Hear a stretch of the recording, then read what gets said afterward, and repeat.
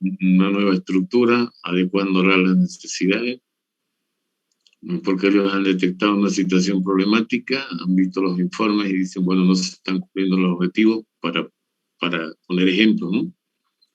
Las ventas no son las estimadas, apenas están por debajo, entonces van a ser, hay muchas discusiones internas, problemas, más bien no hay un entendimiento entre todos los trabajadores y eso perjudica las labores administrativas y operativas. Entonces, ellos plantean, o también porque la gerencia general les dice hay que hacer un trabajo de organización en el sistema para solucionar tal problema o anticipándonos a lo que diga al accionar de la competición, mejorando sencillamente, porque siempre no me voy a cansar de decirles que siempre hay una mejor forma de hacer las cosas. Aquí vamos a ver algunas cualidades. Ustedes saben que cuando se publican los periódicos se necesita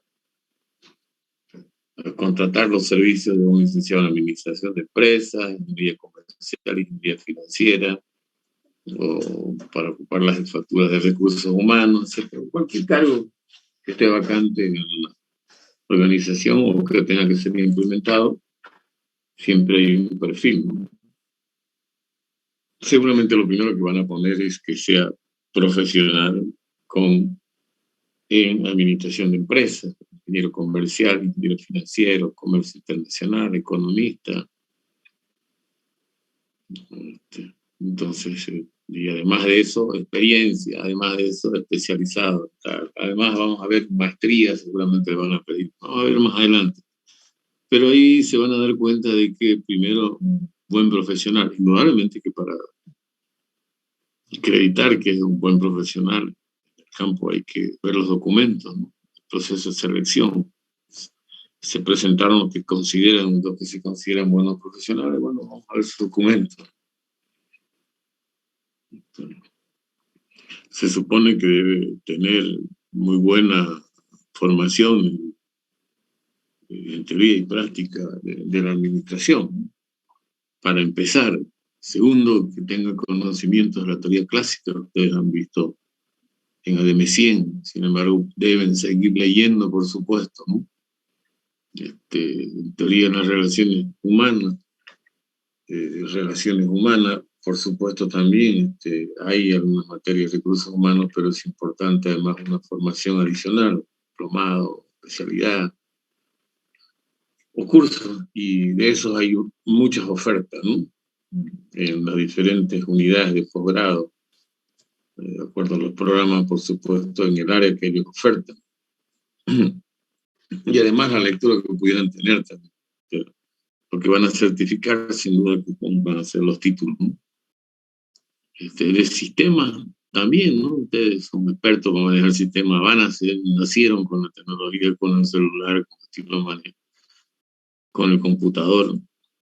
En mi época no había computador cuando recién empecé a trabajar y causó realmente inquietud cuando se compró la primera máquina IBM, me acuerdo. Y cuando se decía que iban a llegar las computadoras, la gente pensó que iba a sustituir el trabajo de muchos trabajadores. Y me acuerdo que hubieron reuniones de emergencia del sindicato pensando, se desmintió y lo que hizo fue darse el curso, hablar al gerente con otros, y quedó la duda volvió otra vez la tranquilidad a los trabajadores. De contingencia han visto también toda una unidad de teoría de la organización contingente. Cultura organizacional, van a ver materia de la administración de empresas y por supuesto toma de decisiones. Hay administración por objetivo, también fue parte de una unidad, la APO, administración por objetivo, ADM100, y van a ver otras y necesitan también administración por resultados, desarrollo organizacional, gestión de calidad. Son parte de lo que se requiere en tecnología de información, análisis transaccional, psicología organizacional, hay una materia en administración de empresas, dos, pero una hay exclusivamente de esto, ¿no? Cómo entender, cómo comprender a los trabajadores dentro de la organización. Macro, microeconomía, hay dos materias, hay macro y micro. En todas las carreras hay derecho constitucional, tenemos la Constitución y aparte de eso las disposiciones que salen, por supuesto, de los órganos correspondientes y siempre en el marco de la Constitución Política del Estado, que deben conocerlo. Derecho administrativo, derecho laboral, hay una materia de derecho tributario también, legislación tributaria, con ese nombre está en el plan de estudio, pero aún así, si se trata de contratar un equipo de profesionales, de asesores, y hay un asesor legal, debe ser un entendido, por supuesto que sí, ¿no? Es su área para empezar. Debe tener también dotes de clarividencia, ¿no? ¿Y a qué se refiere esto? Más bien a que se puedan detectar las organizaciones informales y paralelas que pudieran existir al interior de la organización y que su incorporación, el diálogo con ellos, la coordinación, sin duda va a ser muy útil para la solución de problemas y anticiparse y elaborar un mejor programa y usarlos a ellos, es decir, convocarlos a ellos para que más bien aporten y sean, como dije antes, útiles a la organización. A eso se refiere las organizaciones. Han visto también Elton Mayo, o no fue Mayo que descubrió las organizaciones informales cuando estaba haciendo su estudio, ¿no? El movimiento de Jack Turner, muy conocido también por ustedes. También tiene que ser ustedes mismos, no solamente a los que formen parte de este equipo de organización y sistema, sino que imparcialidad. Hay personas que tienen problemas, o por lo menos no actúan de esa forma dentro del mismo hogar. A veces algunos le dicen que su aulado es imparcial cuando se establecen sanciones, cuando tiene que ser para todo el accionar, distribuir las funciones de acuerdo a los requerimientos, ¿no? A un criterio técnico profesional. Pero cuando se dice nosotros es imparcial, no, nos referimos al trato que reciben. Cuando decimos que hay parcialidad más bien por determinadas personas, es cuando nos referimos al trato que se le da a algunos funcionarios diferente al entorno o a los más amigos. Tolerancia, siempre hay que ser tolerante. Yo he trabajado en empresas donde aquí pues, han habido algunos problemas con algunos funcionarios y clientes e incluso algunos mismos trabajadores por el carácter de algunas personas. Cuando le hacen algún reclamo, hay que ustedes tienen que ser perseverantes también, ustedes mismos. Por supuesto, el personal que forme parte de este órgano de consultoría de staff, tiene que tener perseverancia, voluntad para hacer frente a los distintos problemas que se puedan presentar o que se puedan generar durante el cumplimiento de las funciones de los trabajadores que están dentro de la organización, ¿no? Entonces, no se olviden que los profesionales de organización y sistemas tienen que hacer un levantamiento de la información. Yo recuerdo que en una de las empresas que trabajaba, al poco tiempo de haber ingresado, llegaron los consultores, los asesores, y bueno, pues tenían que entrevistar a todos y cada uno de los trabajadores de la empresa. Entonces tenían que tener, por supuesto, el tacto para llegar, para que él les pueda decir, que el trabajador les manifieste los problemas que existían, en algunos casos, nuevas formas de hacer las cosas y no les hacían caso. Es decir, escucharlos, ¿no? Hay que tener capacidad de persuasión. En primer lugar, si son consultores, para que las recomendaciones que ustedes hagan producto del trabajo, del diagnóstico y de las propuestas que hagan, sí sean aceptados, ¿no? A veces se trata de sugerir, de recomendar, por ejemplo, un ejemplo sencillo. Si no se lo convencen ustedes, y como dice el punto que sigue, autoconfianza, Si en una empresa se ve la necesidad de cambiar los ventiladores por acondicionadores de aire o aire acondicionado, como normalmente se dice, bueno, tienen que saber tener todos los argumentos para convencerlos a los accionistas, al gerente, a los accionistas, de la necesidad de hacerlo, de que no es un gasto, es una inversión. Yo recuerdo que en una empresa se decidió hacer esto y bueno, hubo inicialmente un rechazo, también se trataba casi de 20 acondicionadores de aire, que significaba un buen monto de dinero. Entonces tuvieron que hacerle conocer que el rendimiento de los trabajadores, el gusto, el trato, el clima en la organización también iba por ahí por dar las condiciones adecuadas a los trabajadores para que desarrollen sus actividades. Entonces, si no tienen no suficiente argumento, yo recuerdo también cuando se habla de persuadir ya en el plano de los ejecutivos, donde he trabajado en 2 de las empresas que habían discusiones, y especialmente en esta época, hasta declaraciones de emergencia, porque se estila que para el 1 de mayo siempre los gobiernos, hace ya varios gobiernos anteriores, dicten algunas medidas que favorezcan a los trabajadores. Entre ellas está la reposición salarial o el incremento salarial, o la reposición por la pérdida del poder adquisitivo de la moneda. Entonces, los trabajadores siempre demandan o solicitan un mayor monto a veces a las posibilidades reales de la empresa. Eso sucede con frecuencia y ustedes lo pueden leer en los periódicos. Solicitan 20%, 15%, 10%, pero de ahí lo hacen como estrategia para ir negociando y bajando.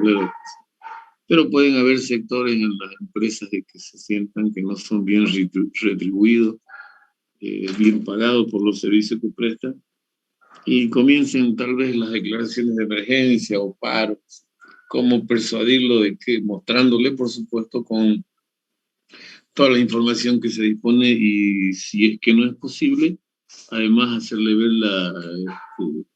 la falta de disponibilidad de recursos y la situación de liquidez en la que puede ingresar la empresa. ¿Cómo convencerlo? Tienen que tener, por supuesto, todos los argumentos. Si ustedes mismos no tienen confianza en que lo que están proponiendo al gerente, a los directivos, si no están convencidos plenamente, mejor para qué proponerlo, porque se lo van a rechazar. Difícilmente es que ese mercado si vuelva a ser tratado el tema, en algunos aspectos, por supuesto, ¿no? Entonces, si están convencidos, tienen todos los argumentos, sin duda que van a tener éxito. Y los directivos van a acceder, ¿no? Y se va a implementar lo que ustedes estaban solicitando. Cursos de posgrado, que lo mencioné anteriormente, ¿no? Cursos de diplomado, de especialización. Ustedes particularse, seguramente gran parte van a hacer cursos de especialización, de diplomado. Y estoy seguro de que las unidades de posgrado también le van a ofertar aquello que son necesarios para complementar la formación profesional en las diferentes carreras. Y por supuesto una permanente actualización. Alto grado de aptitud y actitud para trabajar en equipo. Hay personas que siempre les ha gustado trabajar en equipo y por supuesto ahí no van a tener problemas. Pero sin embargo también ustedes saben perfectamente que hay algunos que los llamamos contreras, con razón o sin razón, pero así los llaman y generalmente tienen cuestionamiento a todo lo que... Entonces, sin duda que es difícil dialogar con ellos e incorporarlos al equipo, a veces termina en nada, pero hay que aceptarlos y ir haciéndolo entrar en uso, en razón de que se necesita el trabajo en equipo para llevar a sacar adelante la organización. Eso lo podemos vivir nosotros. Si alguien quiere, de repente se les ocurre organizar un fin de semana deportivo, cultural, sin bebida, alguien va a decir, no, no hay fiesta, no es deporte, si no hay su cerveza, si no hay su churrasco, no. Hay cómo convencerlo, porque se puede hacer tarde deportiva o cultural sin necesidad de acudir al trago. Un pequeño ejemplo, ¿no? O que digan, bueno, vamos a tomar un té, a jugar a la Biblia, o a pasear. Para ponerle como el peor, seguramente ustedes se juntan entre amigos más íntimos a hacer tareas también. Y a veces, bueno, hay muchos ejemplos para poner de que no, no todos les gusta trabajar en equipo, no todos les agrada. Y eso, por supuesto, es lamentable, pero en las organizaciones hay que incorporarlo. Cuesta trabajo a veces, pero hay que hacerlo, ¿no?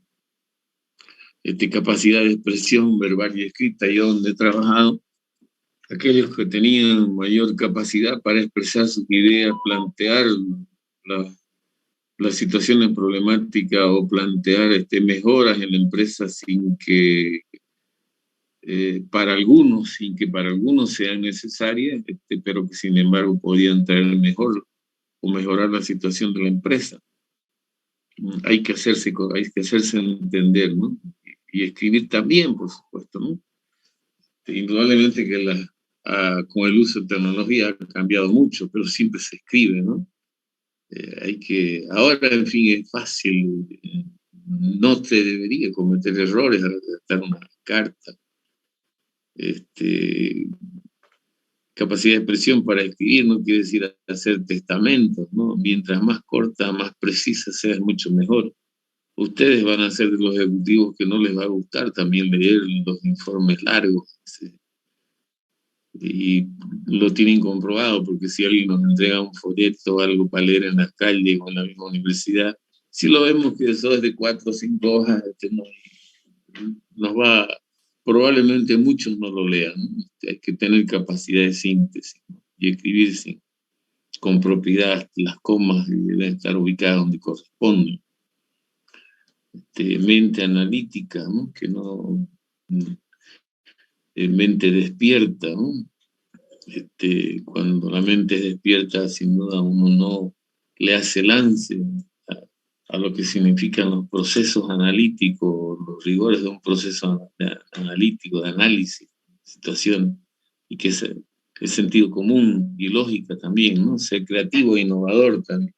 Si ustedes van a ocupar algunos cargos en las diferentes organizaciones, a reemplazar o a ocupar un cargo vacante porque alguien renunció a su trabajo por motivos totalmente personales, tienen sin duda que llegar con ideas nuevas y van a llegar y hacer lo mismo que hacía su antecesor. Probablemente no tengan el éxito que esperan de usted, ¿no? Que esperan con la incorporación de un nuevo profesional. Es decir, hay que buscar siempre otra manera o una mejor manera para lograr el éxito de la organización. Hay que tener también ciertos conocimientos, por supuesto, como administración de la producción. Hay materias de producción en administración, pero hablándose ya del equipo, de contratar un profesional entendido en producción, ingeniero industrial, tal vez que sea un experto. También cuando se habla de un ingeniero comercial, experto en marketing, de administración financiera, un ingeniero financiero, recursos humanos profesionales, por supuesto, formados en esos campos, administración hospitalaria, hotelera, cooperativas, banca, etcétera, etcétera, ¿no? Y ahí podemos ver mucho. Hay alternativas, ahora hay una gran oferta de cursos de posgrado, ¿no? En cuanto al perfil, también tenemos conocimientos generales de tecnología. Ustedes lo conocen, ¿no? Nacieron con la tecnología. Yo cuando empecé a trabajar no había computadora, peor celular, ni idea. Pero, pero ya ustedes, y yo me imagino que tienen conocimientos de tecnología de información y van a profundizar en el uso de esa tecnología, de esa información. Tecnologías que están al alcance de todos ustedes. Técnica de diagnóstico y planificación empresarial. También, por supuesto, ¿no? Sólido conocimiento de gestión, conocimientos de psicología organizacional, de contabilidad, derecho, ustedes van a llevar esas materias y además, aparte de eso, tienen que profundizar, tienen que aprender otros idiomas también, por supuesto, que es muy útil. Saben cuál es el idioma universal. En otras universidades ya están enseñando otros, como chino, porque sin duda significa un gran mercado, ¿no? Bueno, de eso vamos a hablar en su momento. También habilidades, se requieren habilidades aparte de los conocimientos y actitudes, ¿no? Entre las habilidades que hay, los consultores deben saber, sin duda, tener habilidad para hablar, tener también para escuchar, para preguntar. No se olvide que si vamos a suponer que, como yo les conté, en un trabajo llegaron unos consultores y querían hacer un diagnóstico de la organización, que parte de ello sin duda era hacer el trabajo de campo que le llamaban, hablar con todos los trabajadores en las diferentes sucursales. En la oficina central quedaba por la calle René Moreno y los talleres acá en el kilómetro 4 norte. Entonces de allá se fueron a los talleres que estaba la mayor cantidad de personas. En realidad trabajaban 10 veces, habían más trabajadores acá en el kilómetro 4 que en la oficina central que le llamábamos.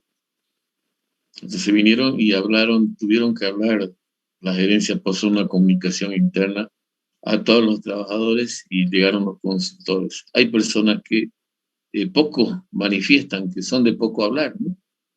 Entonces ellos tenían habilidades para hacerlo hablar a los trabajadores, para ver cuál era su situación dentro de la empresa, qué hacía dentro de la empresa, de quién dependía, de quién recibía órdenes, cuáles eran sus subalternos, etcétera, etcétera. Todo lo que depende, por supuesto, en base a un cuestionario que había sido elaborado cuidadosamente por ellos mismos, ¿no? Por los asesores, ¿no?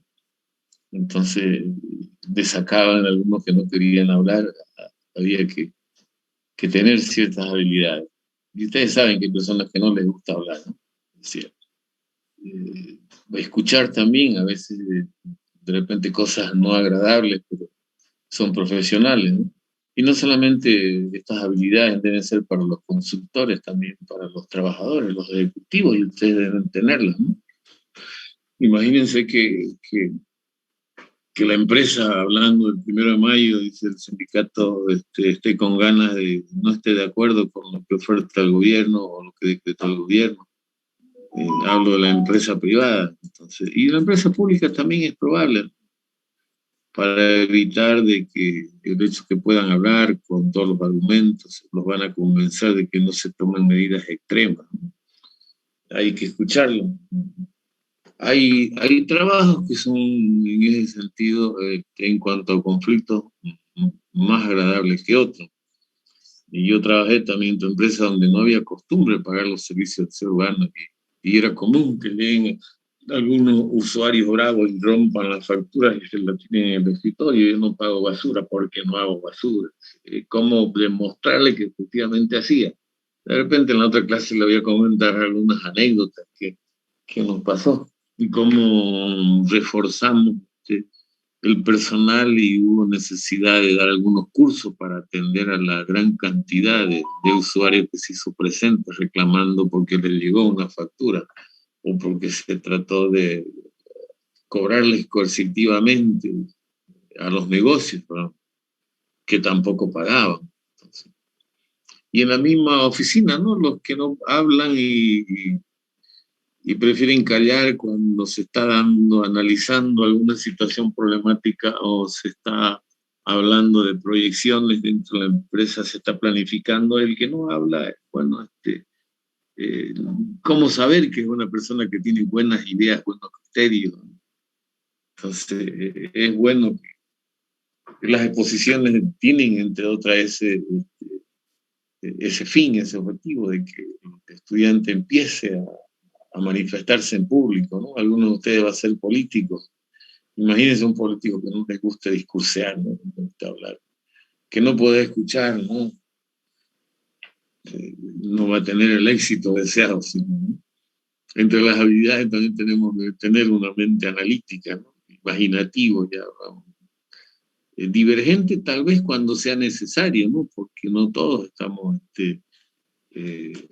obligados a pensar igual que nuestro jefe inmediato superior. De repente tenemos mejores ideas y él las va a agarrar en algún momento si entiende la importancia, escucha y va a lograr mejorar la situación, va a lograr mejores niveles de eficiencia en la organización. Innovador, ya lo dijimos, ¿no? Para el trabajo en equipo también, ¿no? Tiene que tener habilidades también. Aquí habla de aplicar la inteligencia emocional y la empatía. Es importante ponerse en lugar de las otras personas, ¿no? Es importante, por supuesto, eso permite conocer más a las personas y, por supuesto, recomendar medidas que vayan a solucionar las diferentes situaciones o mejorarlas, ¿no? De coordinación individual, grupal y además inter y fuera, adentro y fuera de la empresa, en otras palabras, ¿no? De relacionamiento, ¿no? Con los directivos, con los gerentes. Estamos hablando ya de ambos lados, de consultores y del personal, ¿no? Ejecutivo de la empresa, del personal de la empresa. Relacionamiento con los directivos, con los gerentes, no solamente eso, con los niveles de gobierno también, ¿por qué no, no? Y aquí habla de los representantes del poder del Estado. Siempre se toman medidas, en algunos casos, que los empresarios consideran atentatorias contra la economía de las empresas. Ahora hay algunas medidas que, si es que alguien desea hacer un trabajo sin hablar de política, podemos analizarlo, ¿no?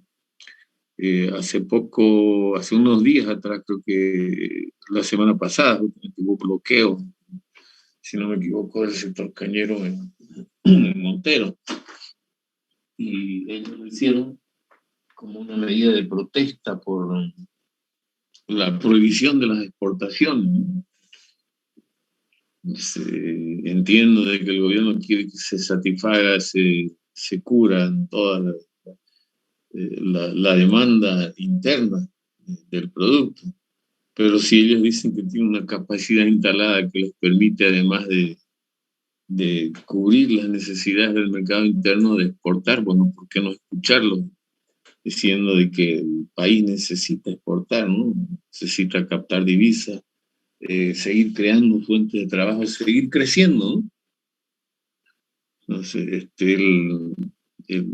hace poco también escuché a un ejecutivo que decía que el producto estrella era la soya, ¿no? De repente, ¿por qué? Porque había logrado exportar volúmenes nunca antes vistos a nivel nacional, ¿no? Entonces, lo mencionaba como un logro. Entonces, si se tomaran algún tipo de... Una vez también, una de las medidas era la prohibición de los aceites comestibles, y los ingenios decían que tenían la capacidad instalada como para con el 50% de su capacidad instalada, más bien cubrían la demanda interna, satisfacían. Pero, ¿y el saldo? ¿Qué iban a hacer con el saldo? Tenían una capacidad instalada que les permitía producir o volúmenes mucho mayores que el consumo interno.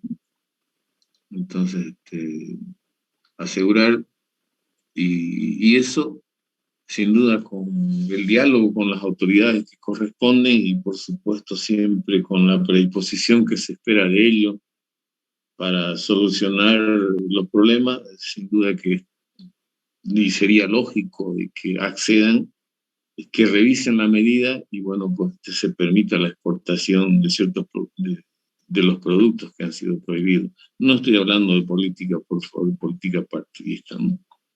Sino que es un tema muy bonito. Ojalá alguien lo pudiera en exportaciones o importaciones tocarlo, el tema eso, ¿no? De diagnóstico y planificación empresarial, ustedes van a ser expertos, ¿no?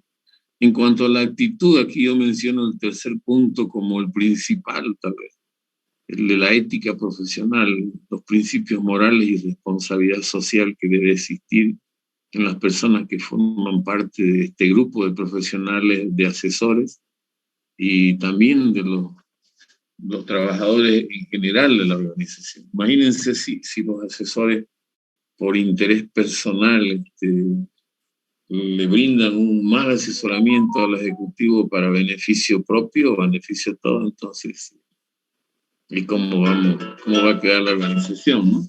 No se olviden que esto, la falta de ética en los diferentes niveles de gobierno ha sido una de las causas del subdesarrollo de nuestro país.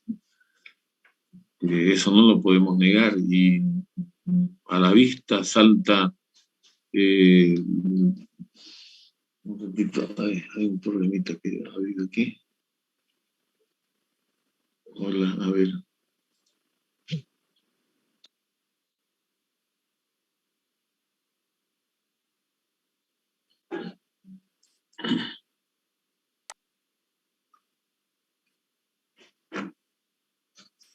Disculpen. Entonces estábamos hablando de la ética, qué importante es. Todos los días, lamentablemente, se denuncian casos de corrupción. Y es una pena, ¿no? Le hablaba yo cómo sería nuestro país si no hubiera sido lamentablemente mal manejado en un gobierno más que en otro. No me atrevo y no quisiera más bien hablar sobre ese tema porque hablar de política y mal de algunos gobernantes. Eso que quede para ustedes, lo analicen y alguna vez cuando tengamos que emitir nuestro voto, pues sancionemos a aquellos que no manejaron honestamente o que no manejan, y bueno, los que ya no manejaron, que sí se presentan como candidatos, pero saquemos la política de esto, ¿no? Las causas de su desarrollo nuestro, como le dije, es lamentablemente la falta de ética profesional que ha existido, ¿no? Muchos ex ministros, funcionarios, presidentes, etcétera, etcétera, después de que acumulan grandes sumas, se van al exterior a disfrutarlo. Ese dinero que debió ser invertido en hospitales, en colegios, en universidades, pavimentación de calles, en brindar mejores servicios de salud. La pandemia puso al descubierto muchas deficiencias, ¿no? Se imaginan si gran parte de ese dinero hubiera sido invertido, no hubiéramos tenido tantas, tal vez no hubiéramos tenido que lamentar, no tal vez, estoy seguro, muchos decesos de familias, de familiares, de amigos, de ciudadanos. Entonces, es importante, yo confío en ustedes que van a gobernar, van a dirigir las organizaciones públicas, privadas, y lo van a hacer siempre cumpliendo con los impuestos, tributando, evitando daños al ambiente, evitando daños ecológicos, contribuyendo con su pequeño granito. Creo que todos debemos cambiar en alguna medida para eso. Y sobre todo manejar de forma transparente los recursos del Estado, ¿no? Porque el que roba nos roba a todos. Que si alguien se hizo rico haciendo malos manejos, usos indebidos de los recursos, en realidad eso lo vamos a pagar nosotros y las generaciones, las futuras generaciones, ustedes y las futuras generaciones. Entonces yo diría que los asesores sin duda que tienen que tener ética, tienen que tener principios morales, responsabilidad social. Y los ejecutivos, no solamente ellos, todos en la empresa, ¿no? Desde el sereno o el portero hasta el gerente general, o del gerente general hasta el funcionario de menor jerarquía. Entonces, hay que tener mente reflexiva y mente abierta, ¿no?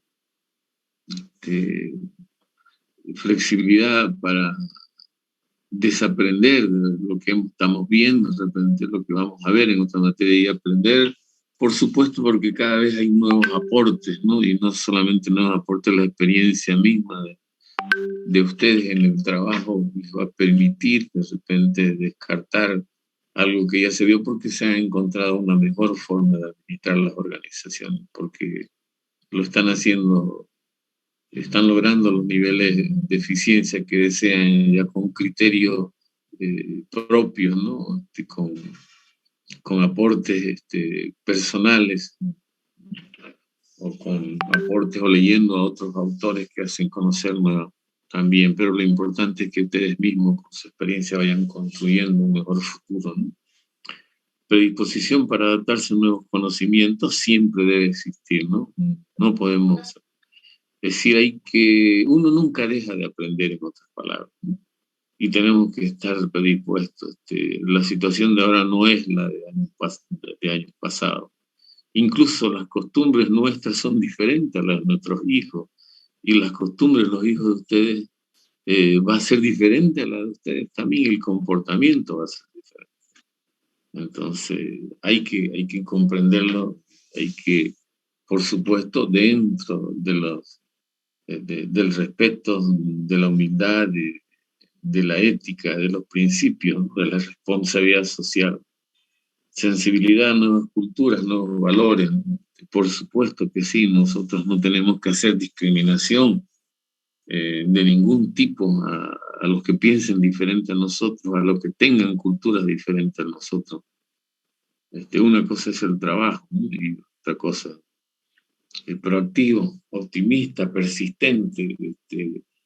Si algún día ustedes, qué sé yo, reprueban una materia, seguramente un gran porcentaje lo ha hecho, o pequeño porcentaje también, cálculos en matemáticas, por decir. Entonces, que consideren que eso ha sido un tropezón nomás, pero que ustedes tienen la capacidad para dedicarle más tiempo a esa materia que el anterior semestre y aprobarla. Estoy seguro que eso sucede. Entonces, nunca tienen que darse por vencidos cuando tienen esos tropezones, hablando de la universidad, cuando por ahí reprueban una materia, no, tienen capacidad, no pueden hacer, hay que ser persistente, ¿no? Ahora, en cuanto a la denominación del órgano de organización y método, de organización y proceso, de organización y sistema, lo más recomendable que dicen los técnicos, bueno, es no darle la denominación de un órgano de línea. ¿Y qué significa no darle la denominación de un órgano de línea? Significa no decir departamento de organización y método. Significa no decir gerencia de organización y método. Significa, es decir, simplemente organización y método, u organización y sistema. Entonces, ahora vamos a ver algunos términos que son más usuales, para algunos manifiestan que son más comunes en su uso, pero no solamente durante lo que estemos pasando la materia, sino que en toda su vida que esté en la universidad, y aparte de eso, por supuesto, en su vida profesional. Entre esos términos usuales en organización y sistema, tenemos el primero aquí, ambiente externo, es decir, lo que está afuera, en otras palabras, o entorno, y se refiere a aquellos que están fuera del sistema empresarial, ¿no? Y son las variables o condiciones externas que existen, ¿no?, fuera de la institución, y que estas variables o estas condiciones afectan o pueden afectar de alguna manera el funcionamiento normal de las organizaciones o el funcionamiento de las organizaciones. Y claro que sí, hay muchas, ¿no? Hablando de la universidad, tenemos las instituciones bancarias, tenemos para resumir, las universidades privadas también, y las públicas en otros departamentos, ¿no? Objetivo o meta, cuando hablamos de objetivo o meta, hay autores que definen objetivo y meta por separado, pero aquí lo vamos a hacer en conjunto. Y para poner un ejemplo, ¿no?, yo a veces pregunto en los exámenes y a veces hay confusiones también, en algunos, y trato de relacionarlo, por eso es que permanentemente doy ejemplos sobre la vivencia que he tenido en la organización. Cuando decíamos que era, fíjense, objetivo, si estaba en venta. Cuando yo estaba trabajando, nuestro objetivo es vender, si antes facturábamos 2 millones, por decir el año, bueno, el objetivo es facturar 2,5 millones, pero teníamos que, por supuesto, diseñar estrategia y acompañarlo por un plan operativo que teníamos que cumplirlo, desarrollarlo.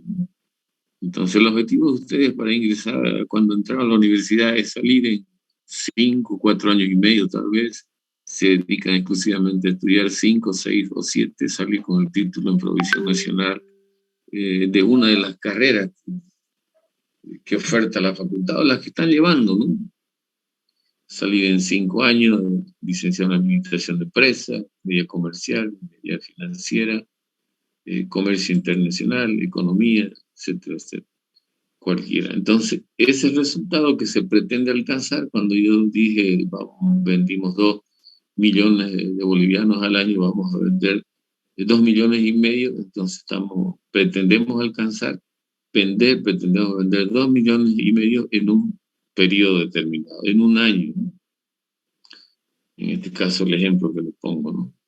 Entonces el resultado que se pretende alcanzar en un periodo determinado es el producto que se desea obtener de un puesto de trabajo, así como también de un sector o área de la organización. Cuando hablamos de política, también no nos referimos a política partidista, ¿no? Hay políticas de Estado, de todas las organizaciones tienen sus políticas. Siempre escuchamos, vamos a establecer las políticas. Como un Kunzo Donald define políticas como guías de pensamiento.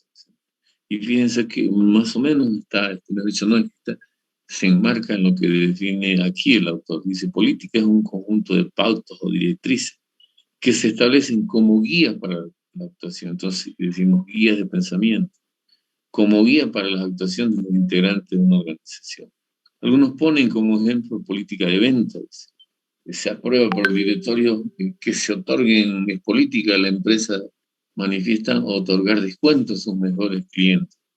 Entonces ya el gerente va a determinar cuáles son los mejores clientes, por supuesto, quienes pagan al contado o quienes sacan el crédito, pero cumplen puntualmente con sus obligaciones. Y además que tienen cierto volumen de compras. Entonces, sí, el gerente se va a guiar, va a decir, usted puede otorgar descuentos hasta el 7.5% para los mejores clientes. ¿Cuáles son? Él va a definir cuáles son los mejores clientes.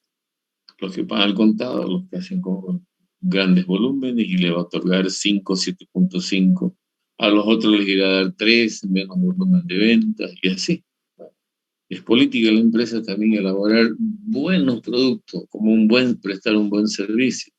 Y para eso, por supuesto, el gerente tiene que buscar, comprar, adquirir la mejor materia prima para que eso le permita elaborar buenos productos, o buen personal para que también ellos presten y la tecnología adecuada, el servicio también en condiciones adecuadas y que satisfagan a los clientes. Son políticas también. Función, ustedes hablan también muchas veces. ¿Qué función los establece? Quien establece los capataces funcionales es Taylor en las organizaciones de la Revolución Industrial, ¿no? Durante la Revolución Industrial, que él dice, bueno, hay que contratar a uno que es especialista en producción, un especialista en la administración, un especialista para vender. Antes no habían, sin embargo, los ingenieros comerciales, pero ahora vamos a ver, pone, por ejemplo, el otro, función de producción, función de comercialización, función de finanzas, y así. Entonces, a eso le vamos a llamar función. Ya les hablé, ahí lo establece los capataces funcionales o los especialistas en determinadas funciones, ¿sí? Actividad. Muchos de ustedes también vamos a poner como ejemplo y relacionarlo y ver lo que dice el autor. Dicen permanentemente ustedes, realicemos una actividad, ahora si viene un feriado largo, vamos a realizar una actividad. Seguramente van a nombrar, si dicen vamos a hacer un sábado deportivo o un domingo deportivo. Entonces, conjunto de tareas que van a ser realizadas para el cumplimiento de esa función específica que ustedes han propuesto. Por ejemplo, aquí en la empresa habla de ese conjunto de actividades realizadas en el departamento, la sección o división, o como se llame, el órgano de control de calidad. ¿Y qué va a hacer eso? En la medida que se cumplan adecuadamente, sin duda que va a garantizar que el proceso de producción o la elaboración del producto sean las condiciones que se lo ha concebido, que se desea ¿no? Para ofertar buenos productos o buenos servicios. Controlar la calidad. Es decir, todas las actividades tendientes a que se garantice ese servicio o el producto, en las condiciones adecuadas que se quiere o que se quiere llegar al mercado, que tienen que ser las adecuadas, por supuesto. Cuando hablamos de tarea, también ustedes dicen, bueno, voy a un colegio, decían, vamos a hacer, tengo la tarea de matemáticas, pues, bueno, empezaban a resolver los ejercicios, entonces consta de una acción de inicio y otra de fin cuando se terminan de hacer todos los ejercicios. Y aquí en la empresa, pone como ejemplo, las tareas de una recepcionista. Por favor, al público, recepción de documentos. ¿Cuál? El micrófono, por favor, apáguelo. Nosotros teníamos, en mi primer trabajo había una recepcionista, un recepcionista primero y después fue una señorita la que ocupó el cargo. Pero ¿cuál era su atención? Recibir llamadas y hacer las órdenes de trabajo que le llegaban por instrucciones o en coordinación con el jefe del departamento técnico. Pero terminaba el día y él tenía que, todos los documentos que recibía, dejarlos debidamente archivados o guardados en el file correspondiente que se le abría a cada cliente. Entonces, su atención al público, la recepción de sus documentos y el archivo donde corresponda, por supuesto, ¿no? Cuando así requería o los documentos que necesitaba, inmediatamente los almacenaba donde los guardaba donde correspondía. Para poner como ejemplo, de Gustavo Chávez, me acuerdo, Gustavo era el recepcionista y muy buen trabajador. Después lo ascendieron a jefe de contabilidad porque él, o hecho de auxiliar contable porque él estudiaba en la universidad. ¿Qué rutina? También muchos de nosotros decimos, ¿qué vas a hacer mañana? Lo de siempre, lo rutinario. Decimos así.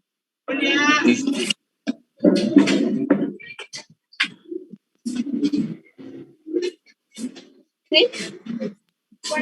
Ya. Compañera, por favor, apague. Las costumbres. Llego a mi oficina todos los días y lo primero que hago es procesar la documentación que me va a llegar. Entonces, son las costumbres adquiridas para realizar determinados trabajos. Estos trabajos se ejecutan generalmente más por la práctica que por método científico. La práctica en hacer, hago lo de siempre. Algunos decimos que es bueno cambiar rutina, yo también digo que es necesario hacerlo, ¿no? En el trabajo, sin duda, sin desconocer los procesos, los procedimientos establecidos, pero hay que ver la forma de modificarlos, porque eso también es saludable para nosotros, ¿no? No nos vamos a estresar de repente a hacer todo el tiempo lo mismo. Entonces, cuando hablamos de los pasos, un procedimiento, los procedimientos son, dijimos que las políticas son guías para la acción, o guías de pensamiento. Las políticas son guías de pensamiento, y ahora decimos que los procedimientos son guías para la acción. Ustedes también conocen, cuando se inscriben ahí, tienen que seguir una serie de pasos, ¿no? ¿Qué van a hacer primero? Tal vez agarrar un lapicero y elaborar hacer una boleta de inscripción que posteriormente la van a procesar en computador. Ingresan por internet, meten su registro, introducen su password o su código, que solamente ustedes lo deben conocer, y de ahí comienza el registro de las materias. Entonces, son cada una de esas acciones físicamente que son necesarias para realizar una tarea. En el caso de la empresa le puse el ejemplo de la recepcionista, ¿no? Tenía cada una de sus acciones. El movimiento es una acción única y simple, ¿no? Eso no hay. Yo siempre pregunto en los exámenes, por lo menos saco unas 4 preguntas de todo esto que les estoy mostrando. La operación yo lo comparo con una cirugía. Cuando van a operar a un paciente de la vesícula, pues, van a operar la vesícula. ¿Quiénes van a intervenir? Va a intervenir un cirujano. Aparte del cirujano va a haber un anestesista, después del anestesista va a haber un cardiólogo, después del cardiólogo va a haber los instrumentistas, las enfermeras que van a solicitud de los médicos dándole en la mano las herramientas, los instrumentos que necesita para realización. Entonces, en la medida que todos esos movimientos estén interrelacionados, pero además porque son interdependientes, porque el cirujano hace su trabajo, el cardiólogo también en forma separada, el anestesista igual, y cada uno contribuye de su especialidad para que el paciente salga en las condiciones adecuadas de esa cirugía que se le está haciendo. Entonces, vámonos a la empresa, ¿sí? El conjunto de movimientos que están interrelacionados de todos los que forman parte de un órgano, de una función, por ejemplo, en la función de producción.